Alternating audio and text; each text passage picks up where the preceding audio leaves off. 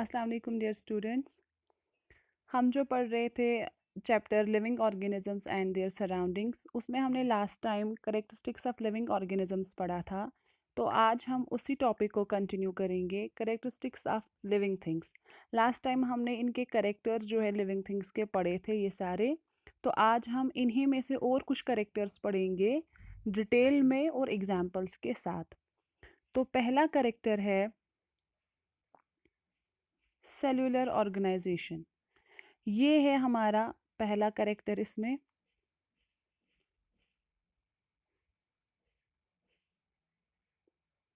The body of a living thing may be made of one or more than one sales.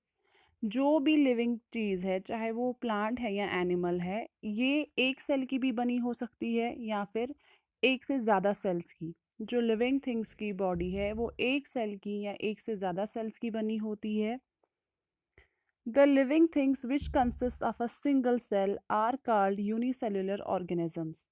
वो living things जिनकी body एक cell की बनी होती है उनको हम कहते हैं unicellular organisms. For example amoeba, bacteria, yeast and paramecium. वो ऑर्गेनिजम्स, वो लिविंग थिंग्स जो एक सेल के बने होते हैं उनको हम कहते हैं यूनिसेल्युलर ऑर्गेनिजम्स। जो एक सेल के बने होते हैं उनको हम कहते हैं unicellular organisms. The living things whose body consists of more than one cell are called multicellular organisms. वो लिविंग थिंग्स जिनकी बॉडी एक से ज़्यादा सेल्स की बनी हुई होती है उनको हम कहते हैं multi cellular organisms. Multicellular organisms also begin their life from a single cell. For example, an egg is a single cell which develops into a bird. जो मल्टी सेलुलर ऑर्गेनिजम्स हैं ये भी अपनी लाइफ की शुरुआत एक सिंगल सेल से करते हैं, यानी कि मल्टी सेलुलर ऑर्गेनिजम्स भी स्टार्ट होते हैं, इनकी जो लाइफ है वो भी स्टार्ट होती है सिंगल सेल से। जैसे कि एग्जांपल यहाँ पे है एग की। जो एग होता है वो सिंगल सेल होता है, फिर इससे बर्ड डेवलप होता है। फॉर एग्जांपल आप देखिए कि अपने ही घरों में जो हैन है वो एग्स ले करती है, अंडे डालती है, फिर उन अंडों से जो है चूज़ा निकलता है। एग जो है वो सिंगल सेल होता है और जो उससे चूज़ा निकलता है वो बहुत सारे सेल्स का बना होता है, यानी कि जो एग है वो यूनिसेलुलर है और जो फिर बर्ड निकले इससे उसको हम मल्टीसेलुलर कहते हैं। तो ये था पहला करेक्टर इसका। अब जो सेकेंड वन है वो है ग्रोथ। दूसरा करेक्टर जो इसमें है वो है growth. Growth in living things is a permanent and irreversible process. जो ग्रोथ है लिविंग ऑर्गेनिजम्स में ये परमानेंट प्रोसेस है और इरिवर्सिबल प्रोसेस है, यानी कि एक बार जो ग्रोथ किसी भी लिविंग ऑर्गेनिज्म में हुई, चाहे वो प्लांट हो या फिर एनिमल हो, वो परमानेंट होती है, यानी कि कुछ टाइम के बाद वो वापस ख़त्म नहीं हो सकती। यानी कि अगर एक छोटा सा बच्चा है, ये जब बड़ा होने लगता है, एडल्ट बन जाता है, तो ये जो एडल्ट है ये जो एडल्ट है ये वापस बच्चा नहीं बन सकता। इसका मतलब जो इसमें ग्रोथ हुई है वो परमानेंट है और इरिवर्सिबल है।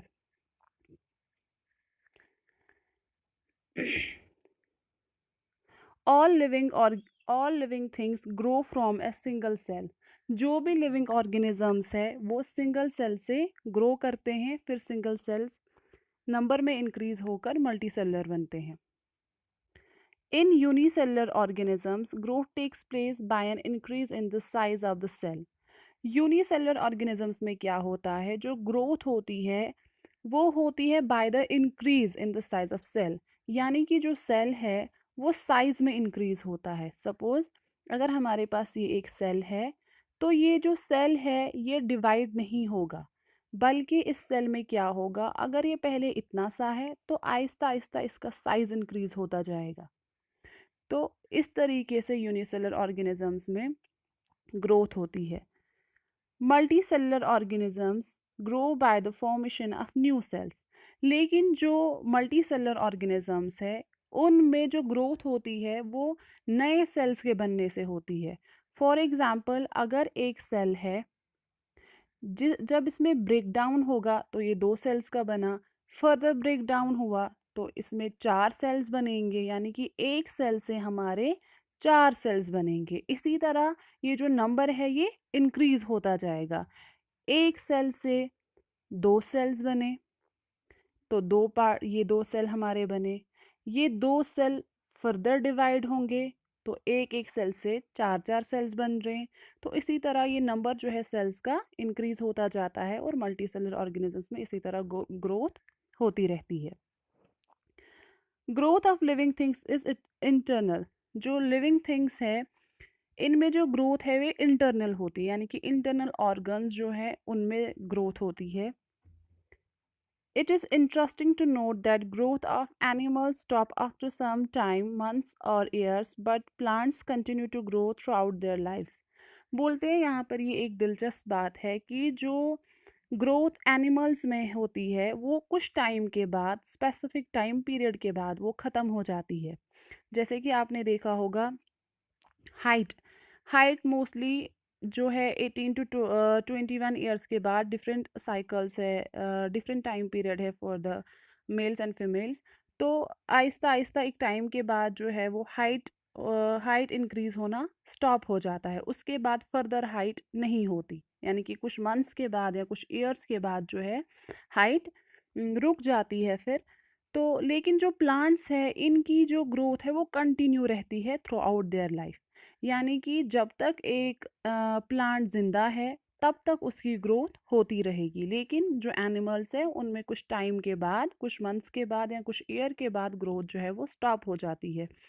एग्जाम्पल हम ले सकते हैं यहाँ पर अपने दांतों की। आप देखते हैं कि जो छोटा बच्चा होता है पहले उसके दूध के दांत होते हैं, फिर जब दूध के दांत गिर जाते हैं तो उसमें परमानेंट टीथ्स आ जाते हैं, जो परमानेंट दांत है वो आ जाते हैं। उनकी जब मैक्सिमम ग्रोथ होगी, अगर फिर वो ख़राब हो गया या और कुछ हो गया और वो दांत जो है निकल गया, फिर आप देखेंगे कि वहाँ पर कोई और दांत नहीं आएगा, यानी कि जो ग्रोथ है वो कुछ टाइम तक के लिए थी।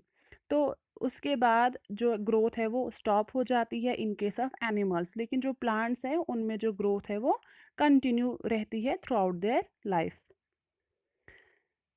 तो ये था दूसरा करेक्टर। तीसरा है a definite life cycle and life span, यानी कि जो लिविंग ऑर्गेनिजम्स है इनमें जो लाइफ साइकिल है, लाइफ साइकिल होता है the process of events that take place in the life of an organism, यानी कि वो सारे जो लाइफ साइकिल हम बोल सकते हैं कि ये एक सीरीज ऑफ मोमेंट्स होती हैं जो एक लिविंग बीइंग की लाइफ में होते रहते हैं from the birth to the death.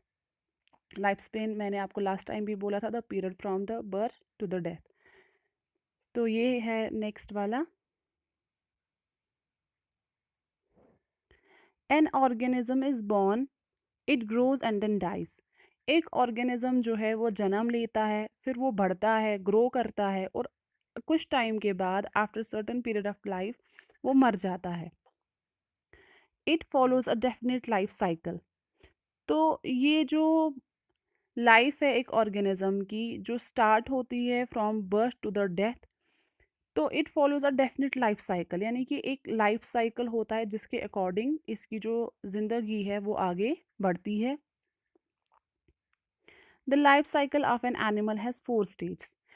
एक एनिमल की लाइफ साइकिल लाइफ में 4 स्टेज होती हैं: birth, growth, reproduction and death. यानी कि पहले जो लिविंग ऑर्गेनिज्म है वो जन्म लेगा, उसके बाद वो ग्रो करना स्टार्ट करेगा।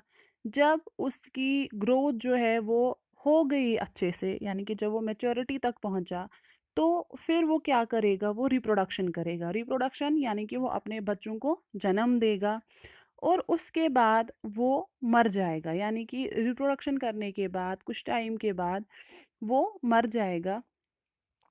तो 4 स्टेज हैं लाइफ साइकिल, जो एनिमल्स का लाइफ साइकिल है इनमें 4 स्टेज हैं: birth, growth, birth, growth, reproduction and death. इसके बाद जो प्लांट्स होंगे, in plants life begins from seeds. जो प्लांट्स की लाइफ है वो स्टार्ट होती है सीड्स से। Seed germinate into seedling which grow and develop into plants. बोलते हैं जो सीड है वो जर्मिनेट करता है, जर्मिनेशन आपको पता है, जब एक सीड से जब एक सीड से बेबी प्लांट निकलने लगता है तो जर्मिनेशन हम उसको बोलते हैं। तो जो सीड है वो जर्मिनेट हो जाता है और सीडलिंग में चेंज हो जाता है, यानी कि बेबी प्लांट में चेंज हो जाता है, जो फिर आहिस्ता आहिस्ता ग्रो करता है और एक बड़े से प्लांट में चेंज हो जाता है। उसके बाद ये प्लांट क्या करता है, बियर्स फ्लावर्स एंड फ्रूट्स, इससे फ्लावर्स निकलते हैं, फ्रूट्स निकलते हैं एंड प्रोड्यूस सीड्स। क्योंकि फ्रूट के अंदर क्या होते हैं, सीड होते हैं, तो इसका मतलब फ्लावर निकला, उसके बाद फ्रूट बना, उससे फ्रूट के अंदर सीड्स डेवलप हो गए। The period the period during which an organism completes its life cycle is called life span. तो वो पीरियड, जिस पीरियड में एक लिविंग ऑर्गेनिज्म ने इन स्टेज से होकर अपनी लाइफ जो है वो कंप्लीट की, यानी कि अपने साइकिल को कंप्लीट किया, तो हम इसको क्या बोलेंगे, लाइफ स्पेन।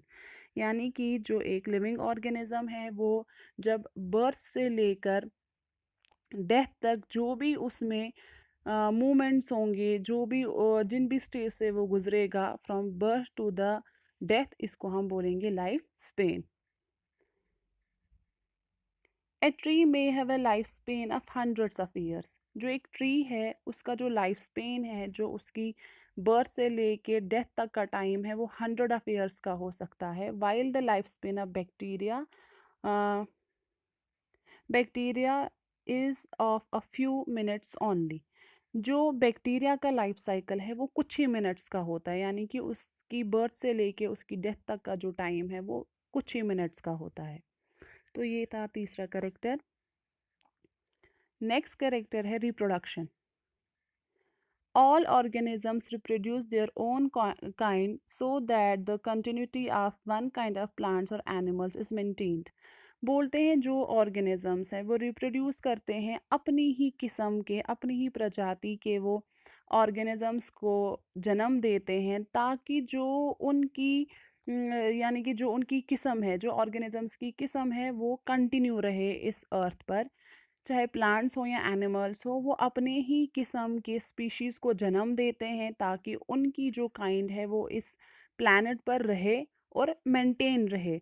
अगर एक ही सारे प्लांट्स एक ही किस्म के प्लांट्स को जन्म देंगे, सपोज़ अगर हम एग्जांपल लेंगे कि अगर सारे प्लांट्स एप्पल प्लांट को ही, अगर खाली एप्पल प्लांट्स होंगे तो खाली एप्पल प्लांट्स की जो ये है तादाद ज़्यादा हो जाएगी। इसी तरह अगर एनिमल्स, अगर सारे डोमेस्टिक एनिमल्स होंगे या सारे वाइल्ड एनिमल्स होंगे, तो क्या होगा कि एक ही किस्म के जो एनिमल्स है, एक ही किस्म के स्पीशीज़ है वो ज़्यादा हो जाएंगे, जो कि बैलेंस नहीं रहेगा। इसलिए जो ऑर्गेनिजम्स है वो अपनी ही किस्म के जानवरों को या अपनी ही किस्म के प्लांट्स को जन्म देते हैं ताकि उनकी जो काइंड है, जो उनकी किस्म है वो कंटिन्यू रहे और मेंटेन रहे। Some animals lay eggs.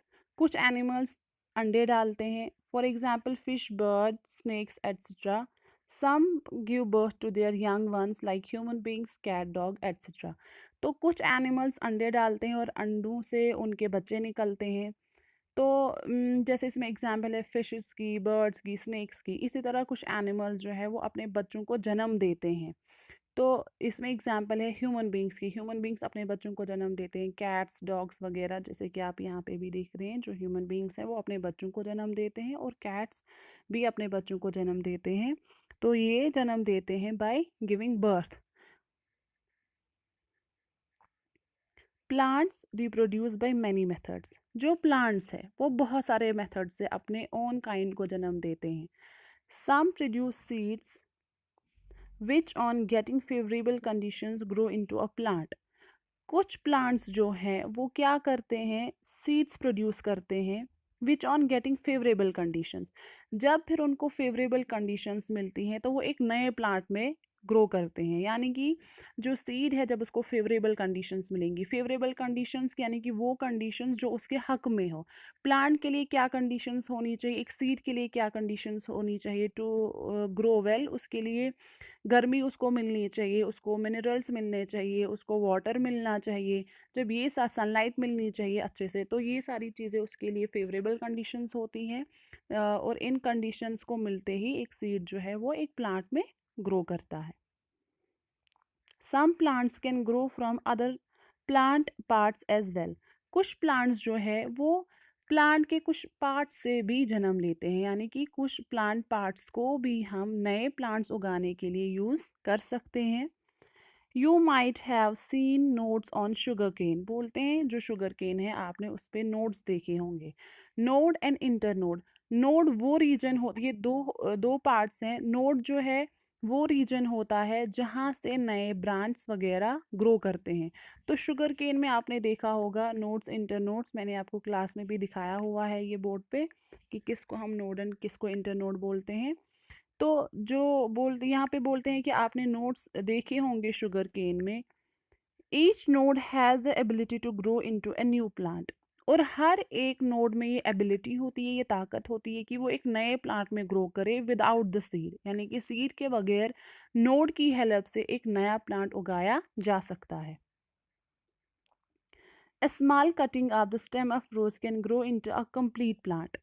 बोलते हैं कि अगर हम एक छोटी सी कटिंग ले स्टेम की, रोज़ प्लांट में, रोज़ प्लांट के स्टेम की अगर हम कटिंग ले और उसको हम ज़मीन में लगाए तो उससे भी हम नया प्लांट ग्रो कर सकते हैं। तो इसका मतलब है प्लांट्स को हम सीड से भी ग्रो करा सकते हैं, प्लांट्स को हम किसी भी प्लांट के बॉडी पार्ट से भी ग्रो करा सकते हैं, स्टेम के किसी पार्ट से ग्रो करा सकते हैं।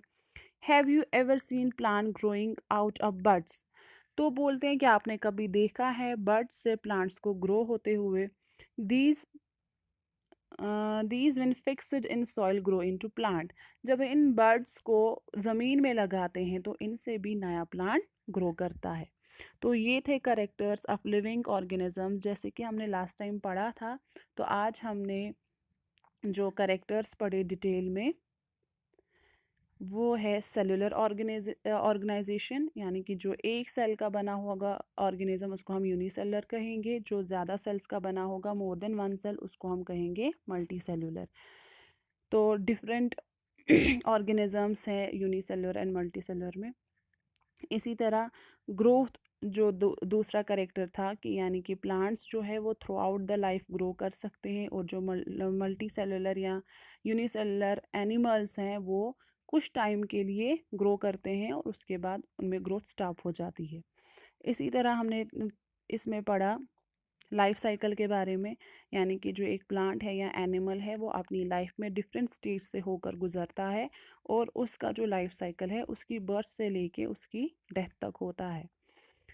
उसके बाद हमने पढ़ा इसमें रिप्रोडक्शन, यानी कि रिप्रोडक्शन बच्चों को जन्म देने का प्रोसेस है।